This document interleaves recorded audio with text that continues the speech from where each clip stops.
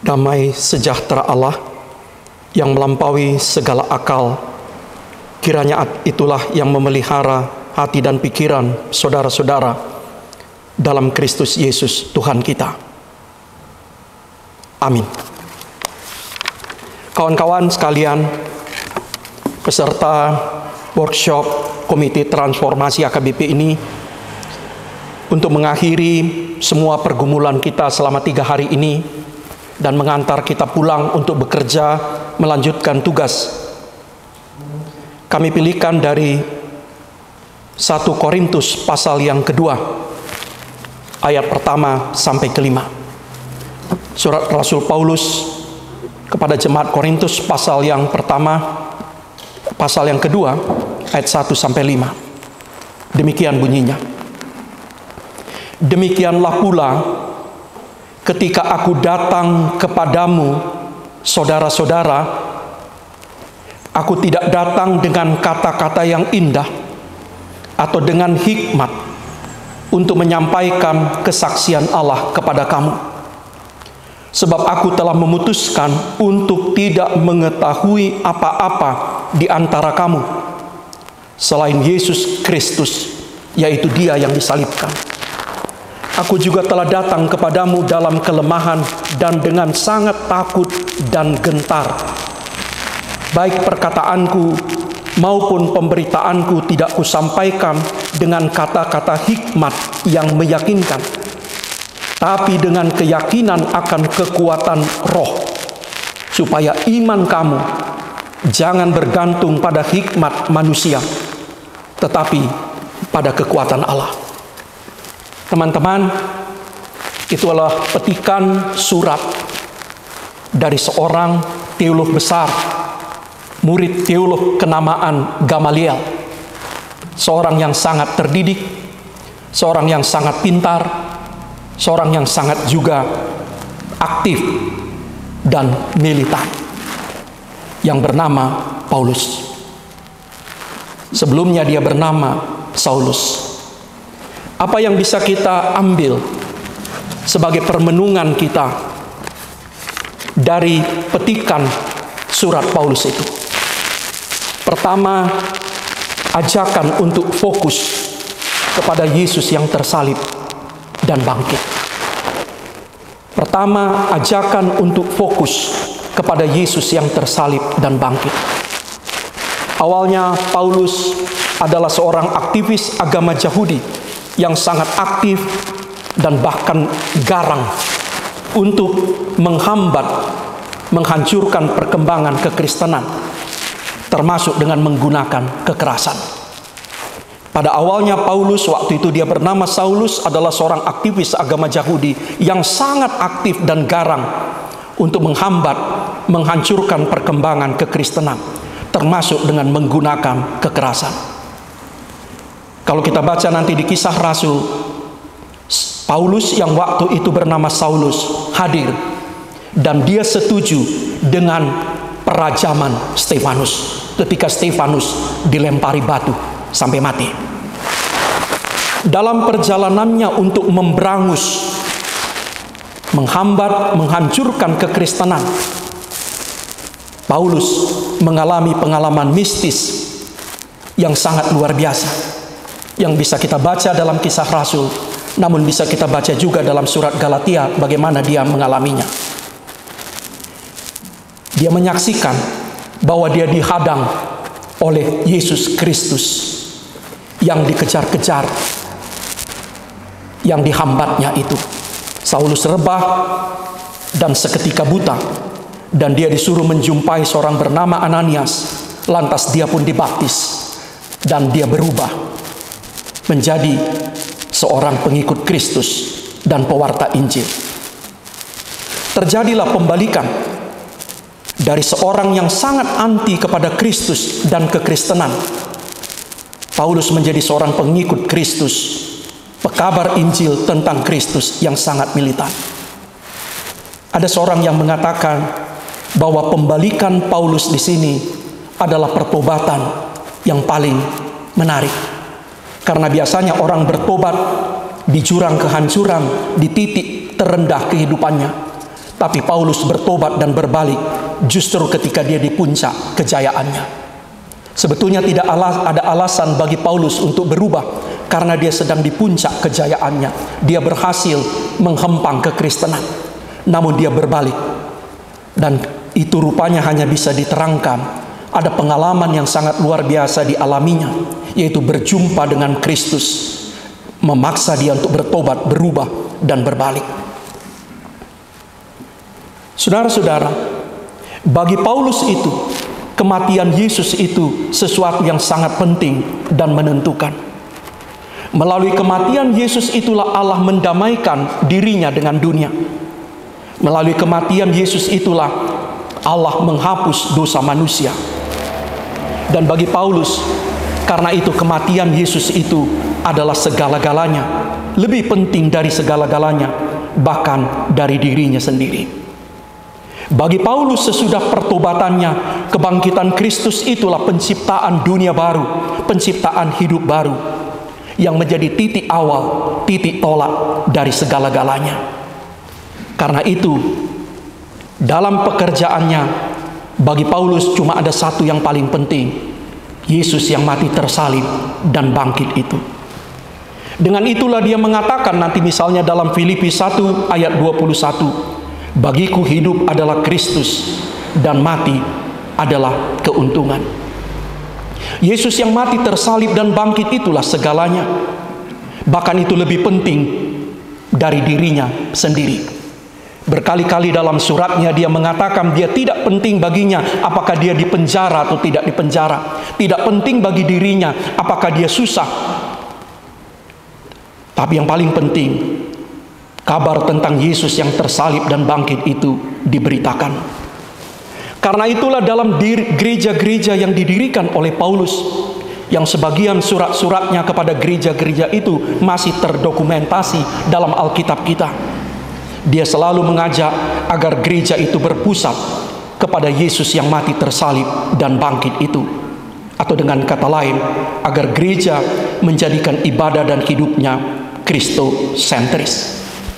Segalanya harus diarahkan kepada Yesus yang mati tersalib dan bangkit itu. Dan itulah nanti yang diwarisi oleh gereja-gereja kita, bahwa simbol yang paling besar, paling mencolok di dalam gereja adalah salib, bukan yang lain. Saudara-saudara, apa hubungannya dengan transformasi ini? Transformasi HKBP ini juga harus mengajak kita kembali fokus kepada Yesus yang mati tersalib dan bangkit itu. Transformasi ini harus bersumber dan bertumpu kepada Yesus yang mati tersalib dan bangkit itu. Saudara-saudara, nanti kita bisa hitung berapa kali nama Yesus disebut dalam dokumen-dokumen kita. Tidak hanya dokumen dari tim ini, tapi juga dalam dokumen-dokumen HKBP.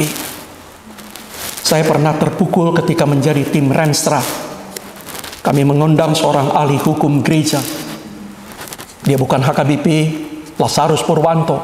Yang pertama dilakukannya cuma satu, menghitung jumlah Roh Kudus dalam dokumen Renstra HKBP. Dan ternyata cuma satu. Apa artinya itu?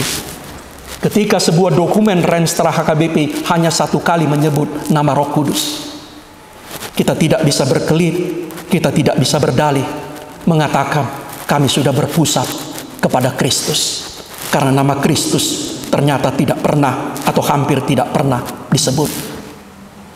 Saudara-saudara, agar transformasi ini sungguh-sungguh sejalan dengan Alkitab kita, dengan pengakuan iman kita, marilah kita kembali menjadikan Kristus yang tersalib dan bangkit itu menjadi fokus.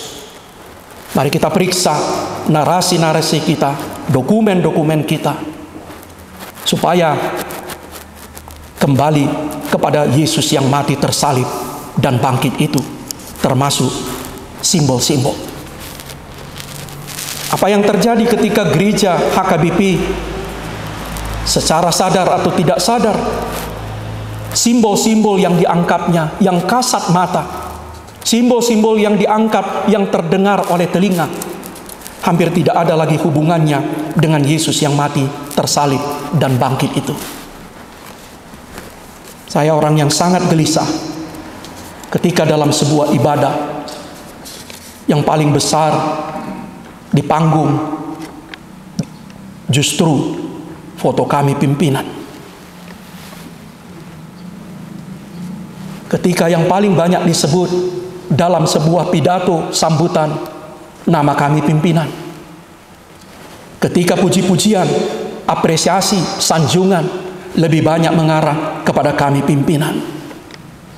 Amang inang, agar transformasi ini sungguh-sungguh transformasi yang dikehendaki oleh Allah, mari kita fokus, mari kita kembali fokus kepada Yesus yang tersalib dan bangkit itu.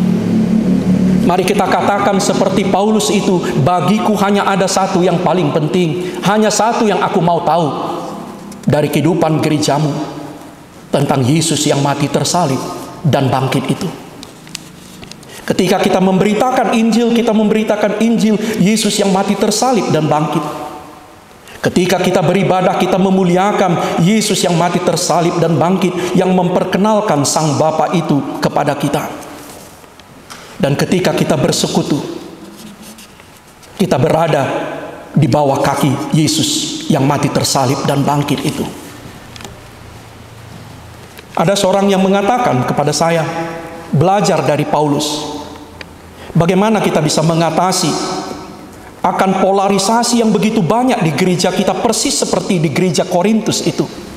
Mari kita bersama-sama mendekat kepada Kristus yang mati itu. Sebab ketika saya mendekat kepada Yesus yang tersalib, saudara mendekat kepada Yesus yang tersalib, orang lain lagi mendekat kepada Yesus yang tersalib, kita menjadi mendekat satu sama lain. Kita menjadi kuat satu sama lain karena kita bertumpu kepada Kristus yang satu, yang mati itu dan bangkit. Yang kedua, apa yang bisa kita petik dari petikan surat Paulus kepada jemaat metropolitan Korintus yang mungkin kompleksitasnya hampir sama dengan kompleksitas HKBP sekarang? Kita baca di Korintus itu ada masalah antara seorang yang sangat menekankan filsafat Yunani dengan kelompok yang sangat menekankan kepada karisma. Ada persoalan tentang moral seksual, ada persoalan tentang makanan penyembahan berhala, ada persoalan tentang konflik internal, ada persoalan tentang sejauh mana kita boleh libatkan orang luar dalam penyelesaian masalah gereja, dan banyak masalah lain. Mari kita fokus kepada kekuatan roh. Sekali lagi, Paulus itu adalah seorang terdidik. Dia murid teolog ternama Gamaliel. Dia seorang militan baik sebelum apalagi sesudah dia menjadi Kristen. Dia sangat aktif, dia keliling dunia Timur Tengah kuno pada waktu itu, di sekitar Laut Tengah, dengan biaya sendiri. Dia menulis surat-surat, dan hampir semua suratnya itu terekam di dalam Alkitab kita. Namun pada saat yang sama, dia seorang yang sangat percaya dan mengandalkan kekuatan Allah. Yang sangat percaya kepada kekuatan roh, yang sangat percaya kepada kekuatan Allah itu bukanlah seorang yang pasif, bukan seorang yang malas, bukan seorang yang tidak pernah mau belajar, bukan seorang yang tidak mau berkorban. Tapi justru yang percaya kepada kekuatan roh, kekuatan Allah itu adalah seorang yang sangat aktif, seorang yang sangat militan, seorang yang sangat pintar dan terdidik. Kenapa dia percaya kepada kekuatan Allah? Karena bagi Paulus Allah itu hidup. Yesus yang mati tersalib itu hidup. Roh itu hidup. Paulus bersaksi dia tidak melihat peristiwa penyaliban Yesus, tetapi dia bersaksi dia telah berjumpa dengan Kristus yang bangkit, yang hidup itu. Dan Paulus mengarahkan gereja yang didirikannya, gereja Korintus, gereja Roma, gereja-gereja lain, supaya berfokus kepada kekuatan Allah, kekuatan roh itu. Bagi Paulus, Injil atau firman Allah itu bukan rangkaian kata-kata, tetapi kuasa. Itu yang dikatakannya dalam 1 Korintus 4 ayat 20. Sebab kerajaan Allah bukan terdiri dari perkataan, dari tetapi dari kuasa. Bagi Paulus, Injil yang diberitakan itu bukan wacana, tetapi kekuatan Allah. Dan kesanalah dia bertumpu. Itu nanti yang dikutip oleh Opung Martin Luther ketika dia sangat mengandalkan firman. Sebab menurut Opung Martin Luther, ketika dia sedang minum bir bersama kawan-kawan dekatnya, ketika dia sedang tidur pada malam hari, firman Allah itu bekerja kuat. Allah itu bekerja, Kristus bekerja, rohnya bekerja. Dan karena itu, dia menumpukan semuanya kepada kekuatan firman itu. Karena itu, saudara-saudara, marilah kita juga belajar. Mungkin transformasi HKBP ini pun harus kita dasarkan kepada kekuatan Allah, kepada kekuatan roh yang hidup itu. Tugas kita bekerja sebaik-baiknya. Tugas kita berpikir sekeras-kerasnya. Tugas kita melakukan tugas dan tanggung jawab kita. Tetapi biarkanlah roh Allah, biarkanlah Allah itu menunjukkan kekuatannya. Saudara-saudara, karena itu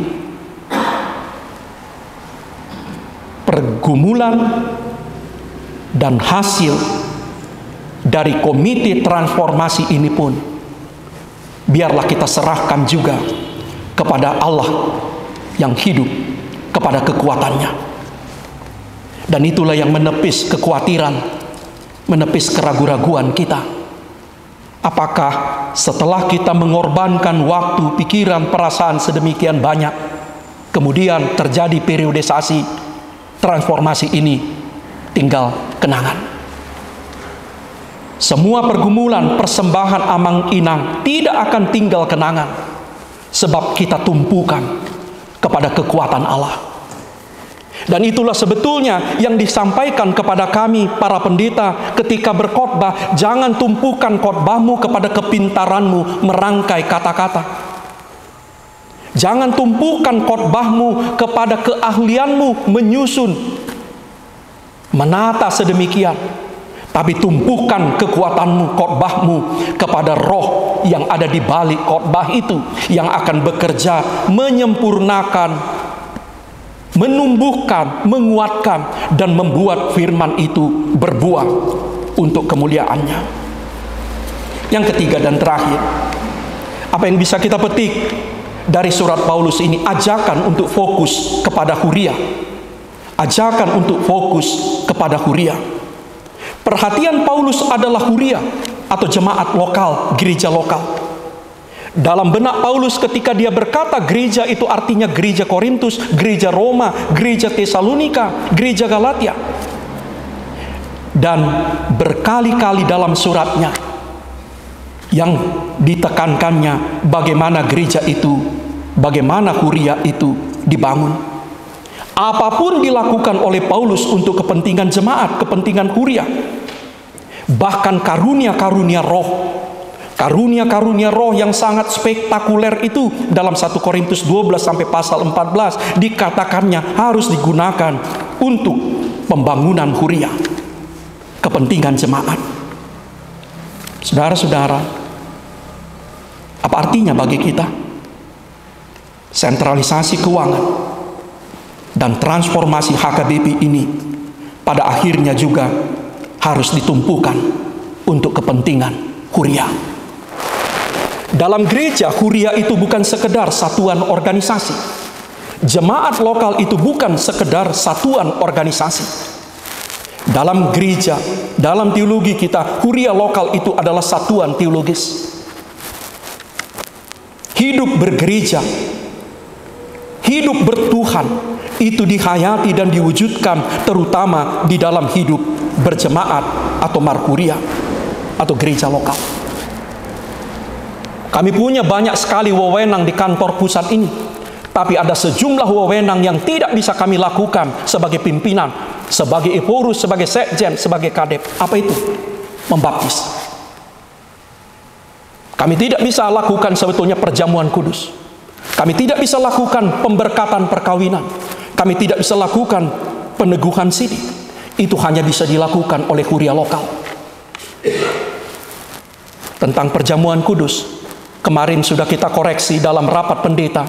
kita minta perjamuan kudus itu diselenggarakan oleh HKBP Piaraja. Pernah konflik di sini. Ada makam Ephorus kita di belakang gedung Sopo Nomensen hendak dipindahkan. Kantor pusat memindahkannya dan meletakkannya di atas sementara. Tetapi kemudian banyak sekali yang protes mengatakan tidak ada hak gereja memindahkan makam. Itu hak gereja Piaraja.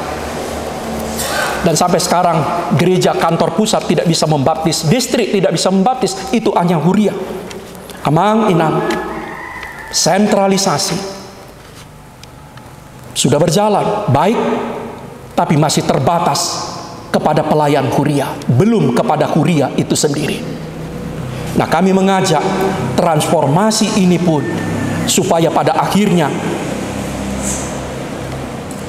ditujukan untuk kepentingan Huria, jemaat lokal. Saya belum tahu apakah di mana nanti, apakah masih bisa, tapi dalam 5 program prioritas kita, saya belum melihat secara eksplisit menyebutkan penguatan Huria. Kita masih menyebut penguatan organ, tapi menurut kami kita harus sebut secara eksplisit penguatan Huria. Sebab di Huria itulah kita menghayati Kristus yang mati tersalib dan bangkit itu. Disitulah kita menghayati persekutuan itu. Disitulah kita menghayati kesaksian itu. Dan disitulah kita merayakan sakramen baptisan kudus dan perjamuan kudus. Saudara-saudara, pada akhirnya dengan ketiga itulah kita tempatkan sasaran dari transformasi ini, pembaharuan janji padan, pembaharuan kultur adat, pembaharuan kemampuan hatauan dari kita semua, dari pelayan, dari warga, dan dari institusi. Bagaimana transformasi ini dengan fokus kepada Yesus yang tersalib, dengan fokus kepada kekuatan roh, kekuatan Allah, dengan fokus kepada kepentingan Huria, kita baharui janji-janji kita lagi. Kita baharui kultur, etos, kebiasaan-kebiasaan kita yang sangat berpengaruh. Kita baharui kemampuan, kompetensi kita. Kita baharui hati kita yang paling dalam. Kiranya Kristus berbelas kasih kepada gerejanya HKBP.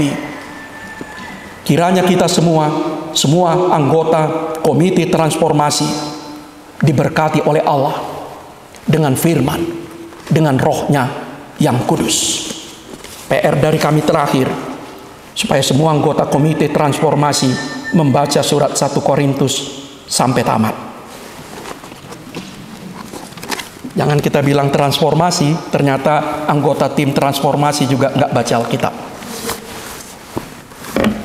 Mari kita berdoa. Terima kasih Allah. Kami menerima, menghayati kehadiran kami di sini 3 hari ini. Kehadiran kami dalam komite transformasi ini adalah panggilan-Mu untuk membaharui gereja-Mu. Kami menyerahkan hati, waktu, tenaga, dan pikiran kami. Pakailah kami menjadi alat-Mu.